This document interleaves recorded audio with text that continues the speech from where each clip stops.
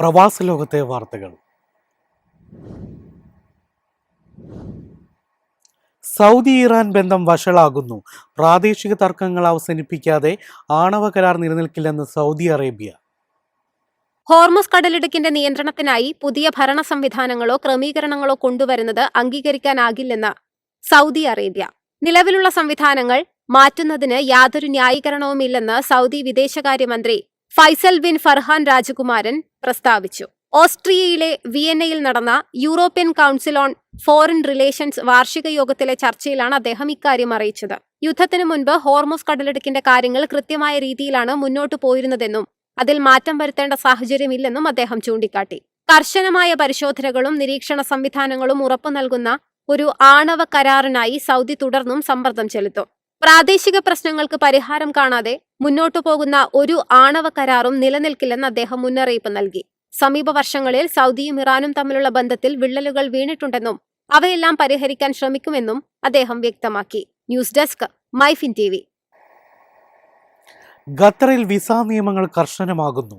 പ്രവാസികളുടെ residence permit റദ്ദാക്കിയാൽ രാജ്യം വിടാനുള്ള ഗ്രേസ് പീരീഡ് 30 ദിവസത്തിൽ നിന്നും 14 ദിവസമായി കുറച്ചു. ഖത്തറിൽ പ്രവാസികളുടെ റെസിഡൻസ് പെർമിറ്റ് റദ്ദാക്കിയാൽ രാജ്യം വിടുന്നതിനുള്ള ഇളവ് കാലാവധി ആഭ്യന്തര മന്ത്രാലയം വെട്ടിക്കുറച്ചു. മുൻപുണ്ടായിരുന്ന 30 ദിവസത്തെ കാലാവധി നിലവിൽ 14 ദിവസമായി കുറച്ചതായി ആഭ്യന്തര മന്ത്രാലയം വ്യക്തമാക്കി. വിസ റദ്ദാക്കി 14 ദിവസത്തെ ഇളവ് കാലാവധി കഴിഞ്ഞും ഖത്തറിൽ തുടരുന്നവരിൽ നിന്ന് പ്രതിദിനം 10 ഖത്തറി റിയാൽ വീതം പിഴ ഈടാക്കും. വിസിറ്റ് വിസയിലെത്തുന്നവർ പാസ്പോർട്ടിൽ രേഖപ്പെടുത്തിയിരിക്കുന്ന വിസ കാലാവധിയും താമസിക്കാവുന്ന ദിവസങ്ങളും കൃത്യമായി പരിശോധിക്കണം. വിസിറ്റ് വിസ കാലാവധി കഴിഞ്ഞ രാജ്യത്ത് നിയമവിരുദ്ധമായി തുടർന്നാൽ പ്രതിദിനം 200 ഖത്തറി റിയാലാണ് പിഴ. യാത്ര പുറപ്പെടുന്നതിന് മുൻപ് പ്രവാസികൾ തങ്ങളുടെ visa status Metrash mobile application വഴി കൃത്യമായി പരിശോധിക്കണമെന്ന് അധികൃതർ നിർദ്ദേശിച്ചു. എന്തെങ്കിലും തരത്തിലുള്ള ട്രാഫിക് പിഴകൾ, വിസ കാലാവധി കഴിഞ്ഞതിനുള്ള പിഴകൾ അല്ലെങ്കിൽ യാത്രയെ തടസ്സപ്പെടുത്തുന്ന മറ്റു കുടിശ്ശികകൾ എന്നിവയുണ്ടോ എന്ന് ഉറപ്പുവരുത്താൻ ഇത് സഹായിക്കും. റെസിഡൻസ് പെർമിറ്റ് പുതിയ പാസ്പോർട്ടിലേക്ക് മാറ്റുന്നതിനുള്ള നടപടികളും മെട്രാഷ് ആപ്പ് വഴി പൂർത്തിയാക്കാവുന്നതാണ്.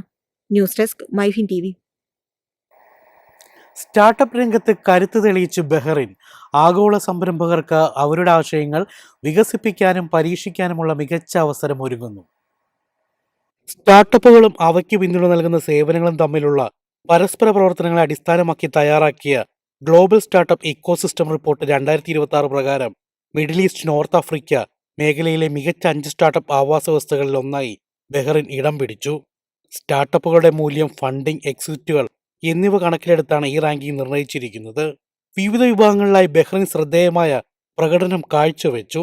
ആർട്ടിഫിഷ്യൽ ഇന്റലിജൻസ് സ്റ്റാർട്ടപ്പുകളുടെ പ്രവർത്തന വ്യാപ്തിയും സാന്ദ്രതയും പരിശോധിക്കുന്ന AI നേറ്റീവ് ക്ലസ്റ്റർ വിഭാഗത്തിൽ മേഖലയിലെ മികച്ച 10 സ്ഥാപനങ്ങളിലും ഗവേഷണ പ്രവർത്തനങ്ങളിലൂടെ നവീകരണത്തെ അളക്കുന്ന R&D എഞ്ചിൻ വിഭാഗത്തിൽ മേഖലയിലെ മികച്ച 15 സ്ഥാനങ്ങളിലും ബഹ്റിൻ സ്ഥാനം പിടിച്ചു. സംരംഭകർക്ക് അവരുടെ ആശയങ്ങൾ വികസിപ്പിക്കാനും പരീക്ഷിക്കാനുമുള്ള മികച്ച പിന്തുണയാണ് ബഹ്റിൻ നൽകുന്നത്.